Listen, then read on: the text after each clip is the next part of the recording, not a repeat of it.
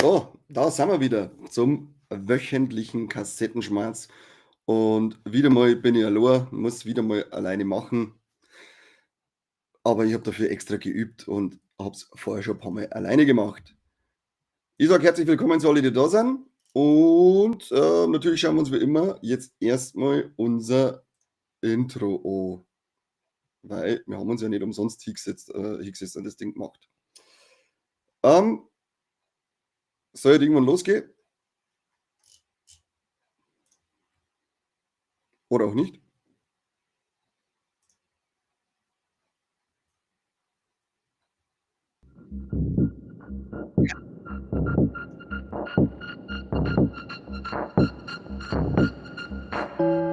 Hier ist der beste bayerische Podcast der Welt mit den Kassettenthemen.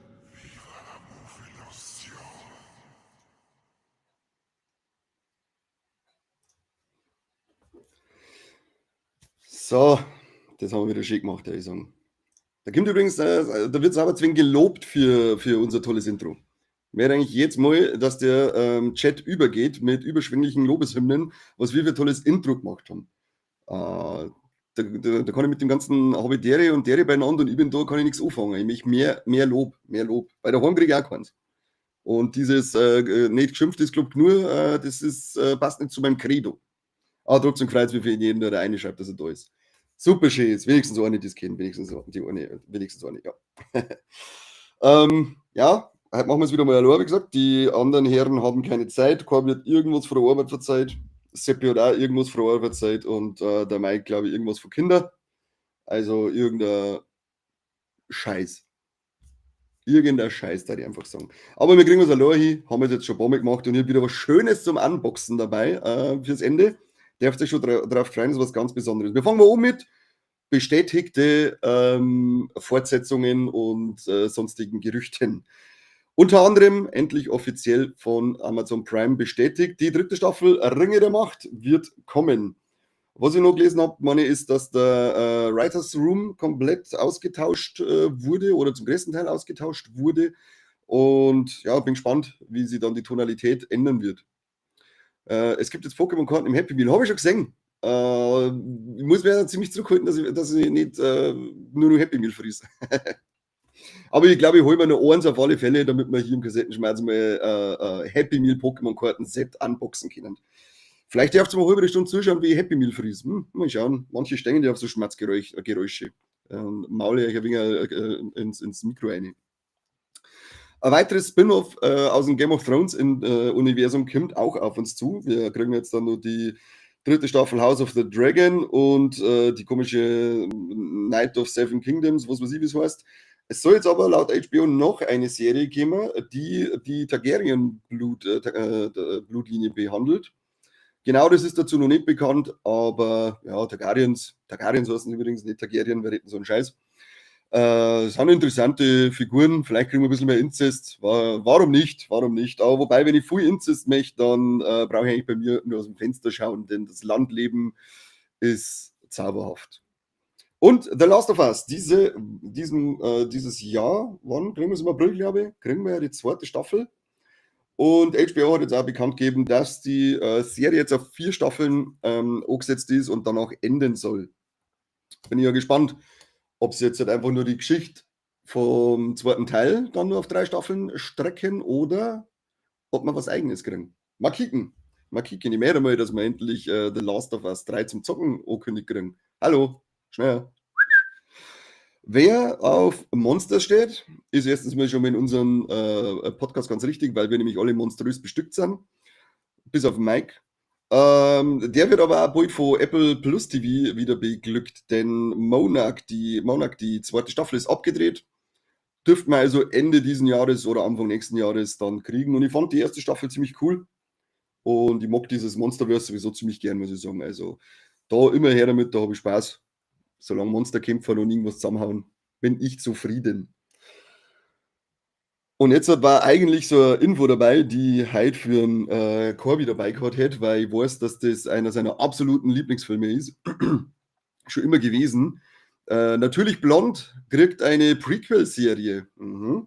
Da hat jetzt der Corby, also Corby, wenn sie später anschaut, der wird wahrscheinlich komplett steil gehen. Es wird dieses Mal die Lexi Mindtree als junge Ellie Woods gecastet oder ist gecastet worden und das Ganze wird über Amazon ausgestrahlt. Ja, darauf hat die Welt gewartet, auf eine Prequel-Serie zu Natürlich Blond. Braucht man. Das ist muy importante, würde ich sagen. Ist fast so wie heißt denn der komische deutsche Film? Irgendwas mit Jungfrau. Oder Mädchen, Mädchen? Da wo die eine einen Orgasmus auf dem Radl kriegt. Also wer es weiß, schreibt es mal kurz in die Kommentare ein. Ich weiß nicht, wie der Film heißt. Aber das war auch so ein Film, wo ich sage, unbedingt her mit einer Prequel-Serie. Eine kleine Zocker-News für die ganzen Gamer unter uns, die ich halt auch übernehmen muss, weil ja der Seppi sich auch mit Arbeitsthematiken irgendwo aufholt und dann um 7 Uhr auf die Nacht angeblich keine Zeit mehr hat. Ich unterstelle ihnen alle das Lügen, das sind alles Lügenmäuler. Auf alle Fälle, wer von Quantic Dreams Beyond Two Souls gespielt hat, darf sich freuen, weil das jetzt auch als Film umgesetzt wird. Und das ganz Witzige an der Geschichte ist, dass das über Pageboy Productions läuft. Das ist die Produktionsfirma von Elliot Page und der hat damals auch die Jodie im Spiel schon gemimt. Bin gespannt. Mittlerweile haben wir ja eine sehr gute Qualität, was Spiele angeht, Spieleverfilmungen angeht. Und bin jetzt als erstes mal gespannt, wie sie im Until Dawn umsetzen. Laut dem Trailer ist die Idee schon mal gar nicht schlecht, wie sie es machen wollen. Und ich fand die Geschichte von Beyond Two Souls auch ziemlich cool. Mir hat das ziemlich gefesselt. Aber bei diesen Entscheide dich und spielst noch 1000-mal durchspiele, bin ich halt leider nach einem Durchgang fertig, weil ain't nobody got time for this. Den Rest schauen wir uns dann einfach auf YouTube oder die sagen. Oder hat das irgendeiner von euch öfter durchgespielt? Hat das überhaupt irgendeiner gespielt, Beyond Two Souls? Das würde mich interessieren. War damals, glaube ich, noch auf der PlayStation 3 und war glaube ich, sogar noch Heavy Rain der nächste Titel von Quantic Dreams, wenn ich das richtig in Erinnerung habe. Ich weiß nicht. Heavy Rain war auch eine geile Verfilmung. Weil das Spiel, das war schon hart an der Grenze. Vom Ich war gleich. Aber naja, ich bin zu männlich, ich kann sowieso nicht warnen. Der Corby hat ja schon vor einem halben Jahr ungefähr, als der Kassettenschmerz losgegangen ist, irgendwelche Details zu Spider-Man 4 hier rumposaunt. Alles gelungen, alles gelogen. Die erste offizielle Info, die es jetzt dazu gibt, ist aber, oder eine der richtigen ersten offiziellen Infos, ist, dass der Tom Holland bestätigt hat, dass die Dreharbeiten im Sommer beginnen werden. Da bin ich ja mal gespannt. Der Captain America, Brave New World, der hat ja ziemlich schlechte Kritiken gekriegt, oder sagen wir mal von schlecht bis mittelmäßig. Aber rein auf der Kritikerseite, ich glaube, dass die Fanbase ziemlich begeistert ist, zumindest wenn man sich Rotten Tomatoes anschaut. Da glaube ich, steht er bei dem Kritiker-Score irgendwo bei 50% und bei der Fanbase irgendwo bei 80%. Ja, sagen wir es ja immer, scheiß Kritiker, haben keine Ahnung von nichts. Aber ich bin gespannt, wie Spider-Man 4, wie die Geschichte weitergeführt wird nach dem Ende von No Way Home. Bin ich da schon sehr, sehr heiß drauf. Und wie wir es schon oft gesagt haben, jetzt dann auch was mit Thunderbolts und Fantastic vorkommt. Aber ja, Spider-Man 4 haben wir Bock drauf, da ich sagen. Tom Holland als Spider-Man ist ziemlich geil. Und wer nicht genug kriegt davon, vom Spider-Man, der kann sich ja aktuell auf Disney Plus die neue Zeichentrickserie anschauen. Die freundliche Spinne aus der Nachbarschaft. Unglaublich gut. Ich glaube, ich habe jetzt alle Folgen aktuell gesehen. Sehr guter Stil, sehr schön gezeichnet, sehr gut erzählt. Mir taugt die richtig gut. Ist komischerweise besser erzählt als manche Marvel-Filme in der letzten Zeit. Das ist, vielleicht sollte man da so die Schreiberlinge vielleicht mal austauschen oder die, wo die Filme wegschmeißen und die, wo die Zeichentrickserien hier sitzen. Ist nur eine Empfehlung, kenne mich ja nicht aus. Und wie der Corby nennt, Danny Villeneuve hat auch bestätigt, dass er Dune 3 gern diesen Sommer anfangen möchte zu drehen. Da bin ich ja gespannt, ob das dann wirklich passiert. Er hat nämlich noch nicht bestätigt, dass es passieren wird. Er hat nur gesagt, dass er es anpeilt. Jetzt hat irgendjemand Herzl geschickt. Das ist schön. Das ist schön. Muss ich mal schauen, ob ich mit dem Herzl zurückantworten kann. Moment, Herzl. Das war jetzt meins. Geht raus zu euch. Also ich gebe euch mein Herz so richtig, nicht Elon Musk-Style. Wobei, nein, mache ich nicht. Und Steven Spielberg trat wieder einen Film. Und zwar dieses Mal wieder einen Science-Fiction-Film. Und der soll nächstes Jahr im Sommer 2026 rauskommen. Stephen King, nicht Stephen King, bin ich blöd, Steven Spielberg, ja, sage ich da gerade, Film. Ist noch nicht viel mehr bekannt, das ist die einzige gute oder große Info dahinter, weil er war nämlich ursprünglich im Mai 2026 gekommen und jetzt kommen wir heute ein bisschen später. Wow, das sind die wichtigen News. Dragonfly, habe der ist der Chef heute allein? Ja, natürlich ist er allein. Was ist jetzt hier mit dem Herzalkasala? Was flippt man alles so aus? Macht's mir lieber unten da auf die komische Banknote, das ist viel wichtiger. Scheiße, war die Herzal. Ja, ich bin nicht allein. Was vielleicht pünktlich käme, dann müsst ihr das jetzt nicht nochmal verzeihen, dass die anderen alle irgendwie Geschichten erfinden. Nur, dass die mitmachen müssen, die Schwengel. Die grausamen Schwengel. Ich darf gerne wieder mit euch Trailer anschauen, habe ich immer wieder mal gesagt, geht aber nicht, aber hier, oder geht schon, aber dann wird uns hier gleich alles Laufzeit gestrichen und alles gestrichen und euer Leben wird ausradiert. YouTube eskaliert komplett, aber ich kann euch Trailer-Empfehlungen auf alle Fälle mitgeben, denn es ist jetzt ein Trailer ausgekommen zu dem Film mit Pedro Pascal, Freaky Tales. Der schaut schon mal sehr witzig aus. Spielt, glaube ich, in Oklahoma 1987 umeinander und ich glaube, er ist irgendwie irgendein Killer oder hat für irgendwelche dubiose Gestalten gearbeitet. Hört sich nach coolen Soundtrack an, witzige Figuren und es schaut auch aus, als da recht blutig werden. Das mögen wir. Und dann haben wir noch Bring Her Back. Der kommt von den beiden Regisseuren, die Talk to Me gemacht haben, der mich begeistert hat. Talk to Me war ein Riesenfan davon, oder bin ich nach wie vor. Haben jetzt, glaube ich, auch schon 3-mal gesehen. Verliert nichts von seiner Geilheit. Die bringen einen neuen Film, Bring Her Back. Muss ich mal schauen, die 3 Wörter habe ich mir nicht merken können. Und der Trailer schaut auch schon wieder richtig geil aus. Also der ist richtig unangenehm. Der Sound ist eklig. Die ersten Beutel und so, die man sieht, die sind eklig. Das ganze Ding macht eine ganz unangenehme Stimmung und da bin ich schon gespannt, ob die Qualität von Talk to Me halten können. Und dann würde mich noch interessieren, ob die dann Talk to Me 2 eigentlich noch machen oder ob das andere Leute machen. Aber das werden wir schon erfahren. Irgendwann werden wir das mal erfahren. Hoffe ich zumindest mal. Es ist leider die Woche wieder nicht viel passiert. Ich muss die Zeit ein bisschen strecken mit genüsslichen Trinkeinlagen. Köstlich. Sonst warten wir nämlich jetzt schon fertig. Nicht ganz. Wir haben nämlich nur die Kinostarts der Woche. Und bevor wir die einschirmen, schiebe ich was anderes ein. Der war gut. Selber auf die Schulter klopfen. Meine Katze schaut mich verwundert an und denkt sich, du peinlicher Trottel. Kommt am Freitag nach Neufahren. Es ist wieder Nacht des guten Geschmacks. Und wir sagen diesmal Starship Troopers. Und ja, da sollte jeder seinen Beitrag leisten und auf alle Fälle im Kino erscheinen. Corby und ich werden in Neufahren vor Ort sein und die Anmoderation nehmen und danach sicherlich noch Zeit für ein bisschen rumgrapschen oder haben, je nachdem, auf was ihr Bock habt. Ich habe es letztes Mal schon am Valentinstag in der Sneak des guten Geschmacks angeboten, dass man danach auf mich warten kann, vor allem an die Typen, aber irgendwie wollte keiner. Komische Typen auf alle Fälle. Wissen ja nicht, was gut ist. Dann sollen sie es bleiben lassen. Wenn wir dann mal irgendwann scheiße reich sind und scheiße berühmt sind, werden sie die Dinge fix, ich hätte mit dem rummachen können, Samenraub betreiben und ihm ein Kind unterjubeln. Aber hat er leider verpasst. Sesselmann und Bertmann, habe ich die Ehre. Ja, da kann sich der Bertmann rüber bequemen zu uns, gell, wenn ihr der Bahn anderes streamt. Stinksauer bin ich. Sesselmann, du halt einmal kein Fußballtraining, ist auch schön, oder Hallentraining, oder was für ein Schmarrn hast du da gehabt. Für euch zwar auch nochmal, kommt nach Neufahren, nach des guten Geschmacks, Freitag, 21:45 Uhr mit Starship Troopers. Und Starship Troopers auf der großen Leinwand, das glaube ich wird richtig bombengeil. Mike wollte eigentlich auch mitkommen, aber hat schon wieder irgendeine Ausrede mit Arbeit. Langsam wird es alt und langweilig, immer die gleiche Ausrede. Naja, gehen wir rüber zu die Kinostarts der Woche. Und zwar die Neustarts vom 20.02.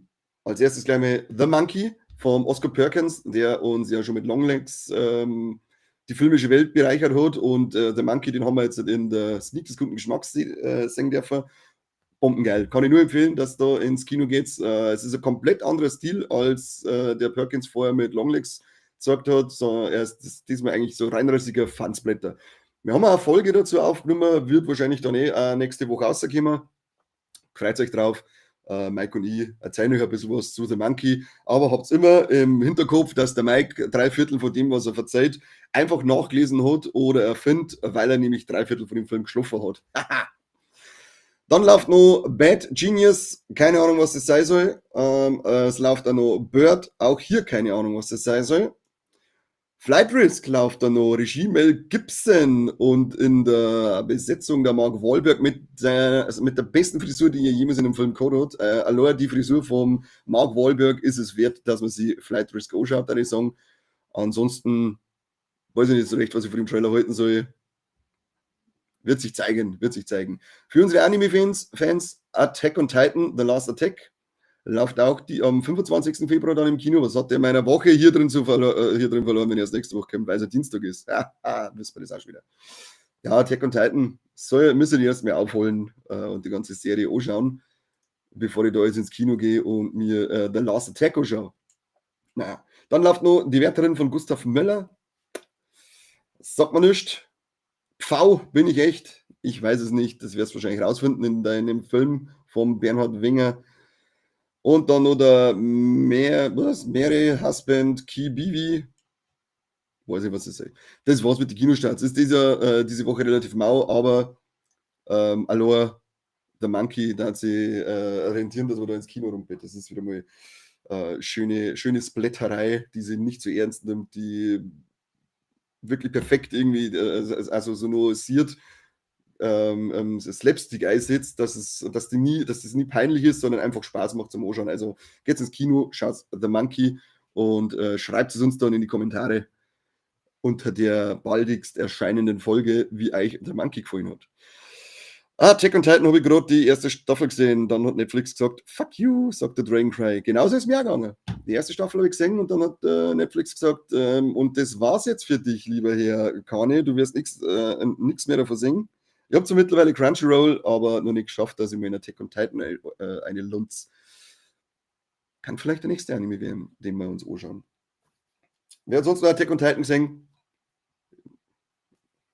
Meldet sich keiner, dann lassen wir es bleiben. Rüber zu die Streaming-Charts vom 6. Februar bis zum 13. Februar. Platz 10, Surviving Black Hawk Down auf Netflix, erste Staffel.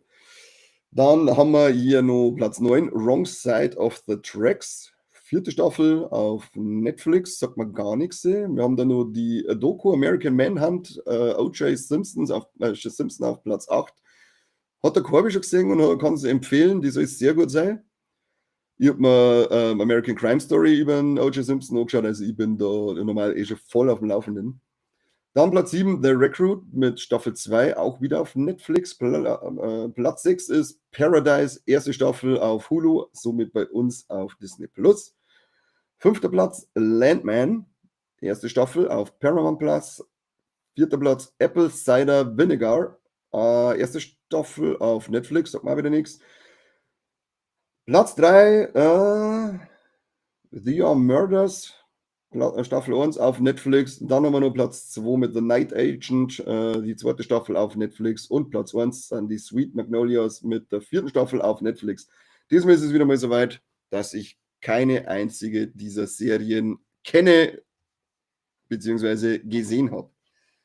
Aber es ist ja irgendwie kein Name jetzt dabei gewesen, dass ich sage, okay, das ist jetzt interessant. Ich bin überfordert mit den ganzen Serien zum Anschauen. Wie soll man das noch jetzt machen? Dann kriegt man ganz einen Druck ans Maul, wenn man ganz allein schmerzen muss. Das ist ja ganz schlimm. Jetzt kommen wir zu dem spannenden Teil, den ich versprochen habe. Wieder mal ein tolles Unboxing für euch. Denn, meine lieben Kollegen und Freunde mehr soll ich nicht nennen, weil sie sind ja nur gute Bekannte oder entfernte Bekannte, da die eher sagen, sowas wie Freunde sind ja alle nicht. Aber die haben mir Retro Realms Double Feature, Halloween und Ash vs. Evil Dead für die Nintendo Switch geschenkt zum Geburtstag. Jetzt werdet ihr wahrscheinlich denken, was mache ich jetzt mit dem Switch-Spiel unboxen? Aber da drin ist ein Booster-Pack zu Sammelkarten. Woo! Wir haben wieder Sammelkarten zum Unboxen. Und zwar Halloween Series 1 Collectors Pack, 8 Karten. Ich habe nicht mehr gewusst, dass es sowas gibt, aber haben wir gleich gedacht, als ich das Spiel aufgemacht habe und habe das gesehen, das heben wir doch für einen Kassettenschmerz auf, damit wir nicht ständig nur One Piece oder Pokémon-Karten auspackeln. Und jetzt schauen wir da mal rein, was das eigentlich für Karten sind. Ich habe mir im Internet noch nicht schlau gemacht, was das für Karten sind, wie viel das da gibt, ob es da mehr geben soll. Ich weiß es nicht und ich hoffe nicht, sonst bin ich gleich wieder mit dem nächsten Ding beschäftigt. Gehen ist auf, also. So. Oglermann hilft immer, sagt er. Ja, ich hab's vorher schon gesagt, dass wir eventuell einmal holen wir noch ein Happy Meal und dann unboxen wir hier mal so ein Happy Meal Pokémon-Karten-Set. Ja, sind die Karten kreislig. Unglaublich, da geht's schon mal los. Also, sie sind eckig. Hier, eckig, pfui. Sie sind reine Pappe. Einfach nur Karton. Kotze. Und dann schauen wir mal, dann haben wir hier erst einmal Michael Myers, Boogeyman steht drauf. Boogeyman, Can't Kill the Boogeyman, wie es im ersten Teil heißt. Und hinten drauf sind Informationen. After killing his teenage sister when he was only 6 years old, Michael never said a word during his 15 years. He was held inside Smith Grove Sanitarium. Aha. Das ist auf alle Fälle Karte Nummer 1. Er ist 21 Jahre alt. Es sind hier diese Informationen. Ich lese es nicht alles vor, aber es ist mir echt blöd. Kauft es euch selber das Spiel. Dann haben wir nochmal einen Michael Myers, und zwar From the Shadows, Shadow Myers. Krasser Shit. Was steht da hinten drauf? Wieder das gleiche. Blablabla.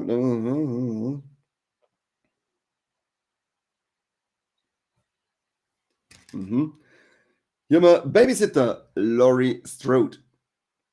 Ui. Damals 18. Gut zu wissen.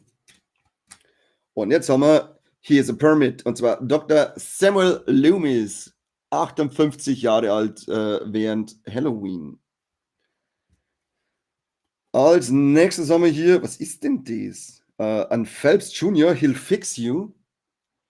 Arrange Turning Cure, das sind. Ja, keine Ahnung, was. Es sind das Figuren, die man jetzt in dem Spiel dann nur hat. Ha, das kann sein. Jetzt schaut her. Bei mir haben wir nur They All Broke Out, Mr. F. Schaut crazy aus.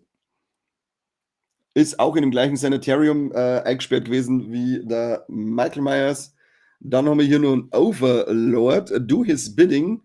Der ist vorher auch schon erwähnt worden bei der Karte mit dem Shadow Myers. Anscheinend kriegt man von dem dann irgendwelche Fähigkeiten. Oh, jetzt bin ich schon voll angefixt, dass ich das Spiel endlich spiele. Und Judith Spirit haben wir da noch. She Came Home. Age Eternally 17, The Afterlife. Da kommt sie her. Ripped from a peaceful afterlife and her soul imbued with an amplified rage over her untimely death. The Overlord wields Judith Myers as a weapon against her killer, her younger brother Michael Myers. Ja, das sind ja mal tolle Scheißkarten. Einfach Karton und eckig. Ich glaube, ich kotze. Komplett im Strahl. Naja, sie waren auf alle Fälle umsonst. Und wie hast du so schön lieber haben als brauchen? Wo klinke die jetzt ein? Da. So. Da, das was komplett unboxed haben, schaut her, das ist ja nur die Cartridge. Super schön, super toll. Und so schaut das Ding von innen aus. Wowie, sagt man da. Schnellster Kassettenschmerz aller Zeiten. Haha. Gibt es gleich einen Siegesschluck. Wie ich es immer mache, wenn es heißt, du bist schon wieder schneller fertig als sonst. Das war es auf alle Fälle für heute. Wie gesagt, das ist relativ mau gewesen, die Infowoche. Hauptsächlich, wie ihr es jetzt gehört habt, lauter so komische Ankündigungen wie, das ist bestätigt, das ist abgedreht, aber nicht wirklich irgendwelche coolen Casting-News oder so. Zumindest nicht in meiner Bubble, wie man so schön sagt. Aber es ist ja auch mal schön, wenn man hier nicht eine Stunde beieinander sitzen muss. Dann kann ich jetzt halt noch weiter üben, wie man es am besten selber macht. Die Empfehlung gebe ich euch auch alle. Und sage, wir sehen uns am Freitag in Neufahren bei Starship Troopers und hören uns nächste Woche wieder zum Kassettenschmerz und nächste Woche auch zum Talkthrough. Heute ist unsere neue Folge rausgekommen, 28 Days Later. Der Mike und ich haben diese Folge aufgenommen, da wir uns auf 28 Years Later schon gefreut. Könnt gleich mal schauen, dass ihr euch Steady-Abo macht, weil die Fortsetzung 28 Weeks Later wird dann Steady-inklusiv sein. Seid nicht so knickert. Schnell. Und das war's eigentlich. Genau, The Monkey könnt ihr euch noch anhören nächste Woche. Danke fürs Zuschauen. Bis bald. Ich darf jetzt meinen Hut ziehen, aber meine Haare sind seit 18 Tagen nicht mehr gewaschen worden. Darum tun wir das nicht. Ich möchte euch auch nicht vergraulen. Darum einfach nur diesen hier. Bis bald. Macht's es gut. Ich habe euch lieb. Potato darf nicht vergessen werden. Bis zum nächsten Mal.